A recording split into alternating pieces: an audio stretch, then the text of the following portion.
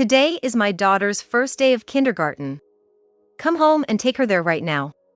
I took the call from my eldest son's wife, Maria, at my late husband's funeral, and I was so taken aback by the way she said it that I let out a huh in response. You do know that today is my husband's funeral, right? Yes, I know. So what? Isn't it more pathetic to keep thinking about someone who's gone forever? Maria dismissed my trembling question with those words. Even over the phone, I could imagine her looking down on me with her characteristic upturned eyes. I was left speechless, without the strength to argue back. Understood. I bit my lip hard, trying not to let the tears fall. Little did Maria know, she would come to regret underestimating the strength of our family. My name is Sally Nathaniel, 71 years old. At over 70, in the midst of my twilight years, my family consists of 4 members. My husband Mike and our 2 sons, Tom and Theo. Mike and I met at work. We were both high school teachers. Mike was transferred to a different school in the same district after a while, so we only worked together for a few years after getting married. I took maternity leave when we had kids and ended up stepping away from teaching. Our children are Tom and Theo. Theo was a handful during his teenage years, getting mixed up with the wrong crowd at school and causing trouble in various ways, which led to many apologies.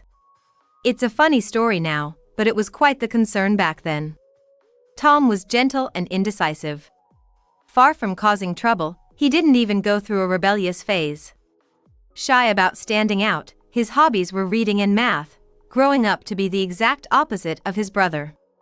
Yet, I think both of them are very honest and good kids. Now both of them have grown up to be admirable individuals. Tom leverages his strength in science as a salesman in an IT company, while Theo, perhaps making use of his wild days, is a professional boxer. Tom lives at home and Theo lives alone, so it's rare for the entire family to gather, but we make it a point to meet at least once a year. My family has always been my safe haven and my emotional support. However, those peaceful days were suddenly disrupted. One day, before going to work, Tom said he had something important to discuss. What could it possibly be? Maybe he's quitting his job? While I was pondering various possibilities, Tom came home early, followed by a young woman with a noticeable baby bump. A few minutes after, letting them in and taking a sip of tea, Tom began to speak. I'm getting married to her. What? That statement was so unexpected that both Mike and I exclaimed at the same time. Can you explain what's going on? Mike asked, with a tone that seemed to command not just himself but the atmosphere of the room. Yeah. She's Maria. She works at the reception of my company. Tom started with a rather awkward introduction. And yet, despite being introduced, Maria herself just sat there, not attempting to say a word on her own. So, we were, dating, or more like, it just happened. Tom's explanation was hard to listen to. Mike began to frown, and I thought he was about to intervene if Tom continued in that vein, but Maria, sitting next to him, cut in. I'm pregnant. I'll be entering my final month in another month. Mike and I gasped. The way she said it, so matter-of-factly, did not seem to match the gravity of the news. Tom, is that true? Mike asked again. It's natural for a parent to want to hear it from their own child. Tom, resigning himself, swallowed audibly and began to speak with a quiver. Yes. His voice was barely above a whisper. I almost let out a sigh. Why didn't you tell us sooner? I only found out about it a week ago myself. Until then, Maria was just off work, and I hadn't heard anything. But, first of all, Maria? How old are you? I looked at Maria sitting in front of me and was at a loss for words. Maria looked significantly younger than Tom. Plus, despite being pregnant, she wasn't dressed in maternity clothes. She wore a miniskirt and a top that was low-cut enough to reveal her cleavage. Moreover, she sat there without saying anything, like a child who had been brought along. Me? I'm 26. 26! Tom is 38 this year. Surprisingly, there's a 12-year age gap between them. Anxiety rushed over me, and I felt like I might collapse. Can you two properly raise this child? Tom, can you support them? Contrary to my feelings, Mike composed himself and asked with a commanding voice. His eyes fixed directly on Tom. I want to live with Maria and the child, Tom said, looking back at Mike with determination, a stark contrast to his previous hesitance. I was taken aback by his gaze. Understood, Mike finally said, and Tom's gaze relaxed only when he heard the answer. Though I don't know much about Maria, her smile seemed shadowed, lifting only at the corners of her mouth. The child was born right on the due date. She, Kaya, was named after Maria's suggestion. I thought a different name might be better, but since Tom agreed, I didn't have a say. Eventually, we decided to have a small wedding ceremony with just the family. Maria appeared to be estranged from her relatives and said she had no one to invite to the wedding. Moreover, the wedding was so sudden that inviting people was difficult. And then there was another problem. That was about what to do regarding our living arrangements after getting married. Since Tom was still living at home, this caused a lot of concern. Maria had been raised in a facility and had lived alone since high school. Paying rent while raising a child and both working seemed impossible. I understood this, having taken maternity leave myself. After discussing it with Tom, we decided Maria would also live in our family home. I was strongly against it. Why should we have to let someone we hardly know, and who isn't even friendly, into our home? Recently, she asked me with a smirk, "Do you dislike children, mother-in-law?" When I asked, "Why do you think that?" she replied, "You don't seem to show much affection, do you?" I couldn't believe she would say such a thing to the mother of the person she was marrying. Moreover, she always seemed to single me out for confrontation within the family. Additionally, childcare was mostly left to others. Maria constantly dumped it on Mike and me, while she wandered off somewhere. I became concerned about where she was always going. Unable to overlook Maria's attitude and actions any longer, I decided to talk to Tom. What do you like about Maria? Well, I guess it's that she relies on me. You know, Maria had a complicated family and a lot of past issues. She might seem tough on the outside, but she's actually really kind. I see, Tom said, looking happily at his wedding ring. I couldn't say anything more. Kaya is growing up healthy and strong. This year, she's finally starting preschool. Children really do grow up fast. Maybe it's just because I love children, but I found myself reminiscing. I remember when you two did things like this. Perhaps because Maria doesn't do much parenting, Kaya has become very attached to her grandparents. Honestly, I feel there's something off about Maria's way of interacting with children. Kaya seems to be afraid of Maria. Even when I mentioned it to Tom, he dismissed it as me worrying too much, so I decided to just wait and see. However, something terrible happened. Mike collapsed. Early in the morning, a loud thud echoed throughout the room. When I went to check, Mike's pulse was already weak, and it was too late by the time we called an ambulance. I phoned everyone in the house and Theo to go to the hospital and receive the doctor's explanation. The diagnosis was an acute myocardial infarction. We were allowed to see Mike one last time in the morgue. When I peeked under the cloth covering his face, Mike looked so peaceful, as if he were just sleeping. I expressed my gratitude to him in my heart. We decided to hold Mike's funeral sometime soon. Everyone in the family, except for Maria, attended. Mike's altar was beautifully decorated, and in the center, there was a photo of Mike smiling, taken during our first shrine visit of the year. Before the cremation, we said our final goodbyes and offered flowers. Thanks to the makeup, Mike looked different from when we saw him in the hospital. His skin had a brightness to it, as if he really were just sleeping. Surrounded by many flowers, Mike's peaceful face seemed even happier. Then my cell phone in my bag started vibrating. Since we were on our way to the crematorium and had some waiting time, I stepped out to the lobby to check it. It was a call from Maria. Yes? Maria, what's going on? What's going on? Hurry up and come back," she demanded with incredible urgency the moment I answered. She must know that today is Mike's funeral. Maria's angry voice continued rapidly. "Today is Kaya's first day of kindergarten. Come back and take her there right now." I was taken aback by her demand. I hadn't heard anything about Kaya's kindergarten start, and moreover, why couldn't she take her herself? "You do know that today is Mike's funeral, right?" "Yes, I know." "So what? Isn't it more pathetic to keep thinking about someone who's gone forever?" Maria dismissed my trembling question with those words. "If you don't want to, I have my ways. You see, I happen to know some pretty scary people." I was speechless, and Maria, sensing my silence, taunted me over the phone. Even without seeing her, I could imagine her looking down on me with her characteristic sneer. I was so drained, I couldn't muster a reply. "All right. Then, hurry up and come," she laughed and hung up, leaving me with the dial tone. I bit my lip, trying hard not to cry. "Mom, what's wrong? We need to get going soon," Theo said, noticing me standing still. "Sorry, I have to go back home."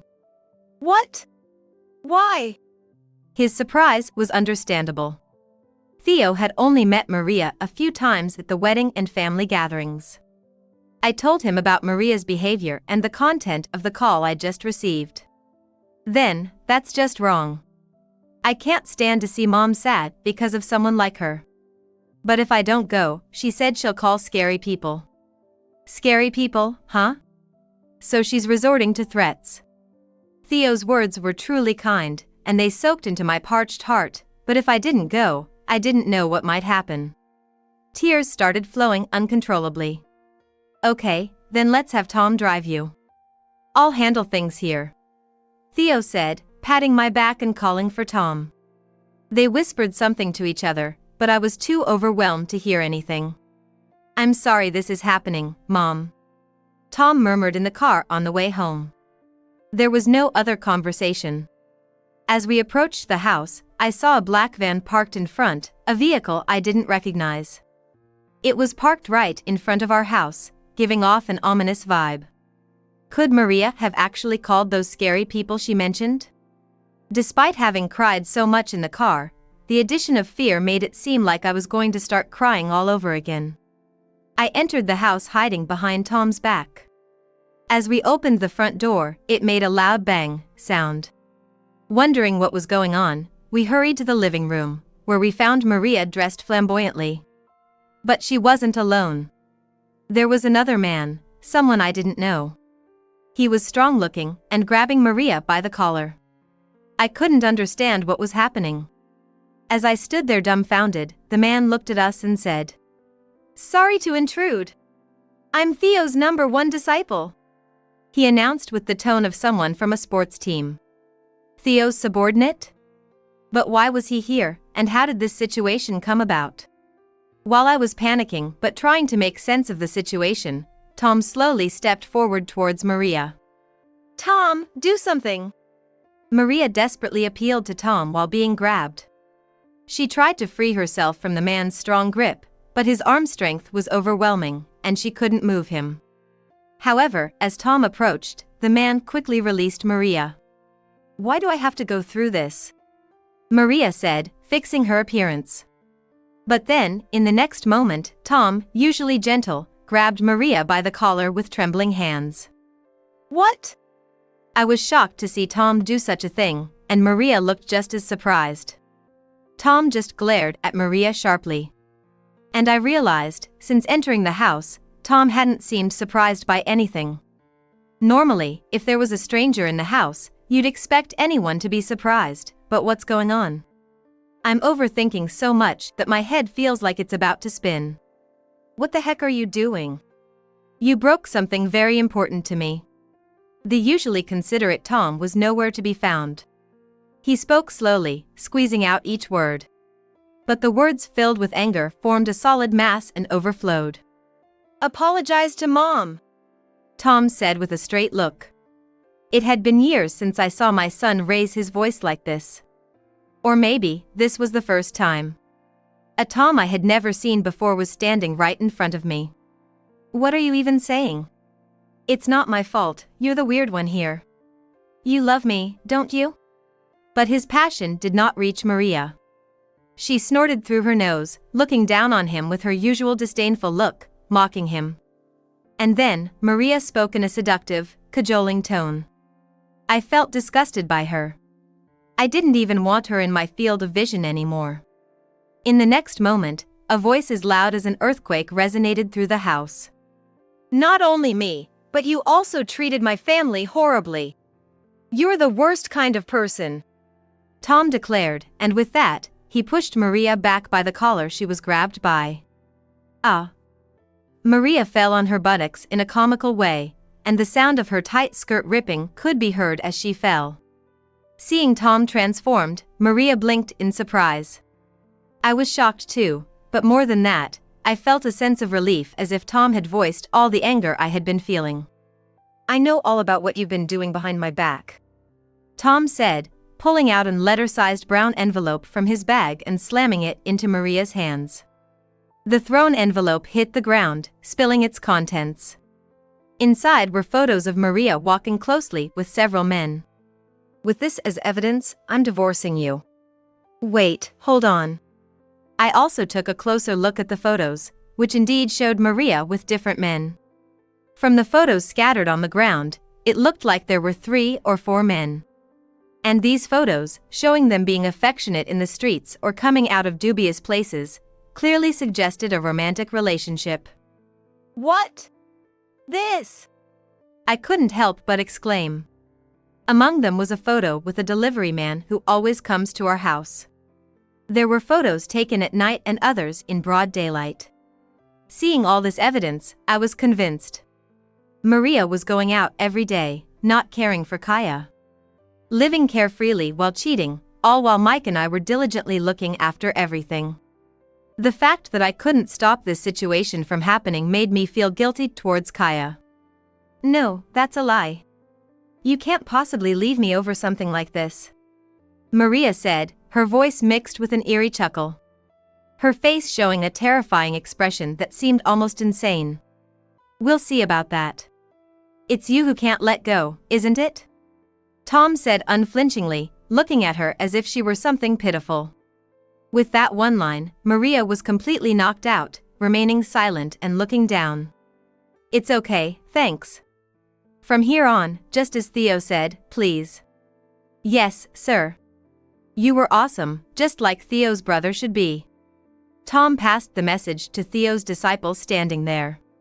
Then the disciple took the seated Maria and left the house with her. Maria's last expression was so eerily blank and unfocused, it seemed like something out of a nightmare. The front door slammed shut, and in the now quiet room, I finally let my tensed body relax. Perhaps because I had been so tense until now, a wave of exhaustion hit me, and I plopped down on the sofa. Hearing the silence, Kaya emerged from the back room. Her eyes crusted with tears, possibly from crying earlier. Tom gently picked her up. Just now, an unknown man came in. He said he was going to get rid of the bad person, so I should stay in my room. She began, tears welling up in her big eyes again as she started rubbing them with her hands. Worried she might irritate her eyes further, Tom gently wiped them with a tissue. Then Kaya whispered, "Mom's gone, isn't she?" In that moment, both Tom and I understood. To Kaya, Maria wasn't seen as a mother but as the bad person. "Yeah, she's gone." "Yee." Tom replied slowly, and Kaya's face lit up with genuine happiness. Clinging to Tom, she looked up at him with her eyes sparkling and started talking again. "Daddy, I love you. You got rid of Mom, didn't you?" "Huh? Why do you think that?" "Because the man said Daddy would protect me. Daddy's my hero, right?"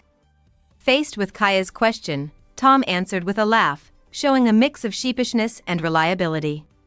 "From now on, I'll try my best to be that." Kaya looked puzzled but stopped crying after Tom stroked her head. Seeing my bewildered state, Tom explained everything to me. It turns out, Tom knew about Maria's affairs but had kept silent. However, Troubled by whether to continue ignoring it, he consulted Theo, who then recommended a service that investigates infidelity, and thus he had evidence at hand. If I had known all this, I would have advised him to divorce her right away. In the middle of Tom's explanation, I couldn't help but get angry, wondering why he had endured all this. The reason he hesitated was largely because of the child. No matter how unpleasant Maria's actions were, to Kaya, she was the only mother in the world, and that was something that couldn't be changed no matter how hard anyone tried. But hearing Kaya's words earlier, Tom regretted not divorcing sooner, holding his head in his hands. Part of his hesitation also stemmed from a lack of confidence in himself. Tom had been deeply in love with Maria, and feeling liked by her had given him a sense of self-assurance. However, he gradually began to feel a distance growing between him and Kaya, and Maria's affection for him waning, which led to his indecision. He was scared of what would become of them if things continued as they were, Tom shared. Now, looking at Tom calmly talking about himself, I felt reassured. There had been something off about Tom since he met Maria. Love is blind, they say, and it was certainly true in his case. It turns out, the courage to make a decision and clear his doubts came thanks to Theo. Before coming to the house, Theo had whispered to him, apparently telling him, "Only you can decide who you truly care about." At that moment, Theo had also mentioned sending his disciple over to the house, making it possible for Tom to make the choice he wanted to make right there and then. "Really? Sometimes I can't tell who's the older brother," Tom said, somewhat embarrassed. "I'm really sorry for everything up until now. But this family is what's important to me," Tom said, looking me straight in the eyes. I couldn't help but shed tears of happiness this time. When we hurried back to the crematorium with Kaya, Theo greeted us with a smile, saying, "Oh, you're back." The funeral home was in quite a panic. The reason for the panic there was that some strong-looking men seemed to be keeping an eye on the staff. "Theo, what's all this about?" "These guys are some old friends of mine. I told them we needed to wait before proceeding with the cremation, but they wouldn't stop, so I had them come over to keep things under control." I internally questioned if this was another form of intimidation, but since it allowed us to make it in time for the cremation, I decided to let it slide just this once. The funeral proceeded without further issues from then on. The Adam's apple was beautifully preserved in the ashes, a rarity, as mentioned by the crematorium staff. Hearing this, our family shared a knowing smile. With Mike's affairs settled, Tom immediately proceeded with the divorce. Maria had no intention of parting ways and took a combative stance, so Tom presented the evidence in court and was able to cleanly end their marriage. Tom was granted custody of Kaya, and on top of that, Maria was ordered to pay $20,000 in compensation. Out of kindness, Tom decided not to pursue child support from Maria, who had neglected her parenting duties and left everything to Tom after quitting her job. She's now desperately job hunting and working part-time. Afterwards, our family managed to regain our happy life. Tom has been doing his best as a father, with me supporting him along the way. With Maria's absence, Kaya has become much more lively and cheerful than before. Theo occasionally comes home to play with Kaya. Mike's portrait on the family altar now seems to smile even more happily, seeing our family back to its original state.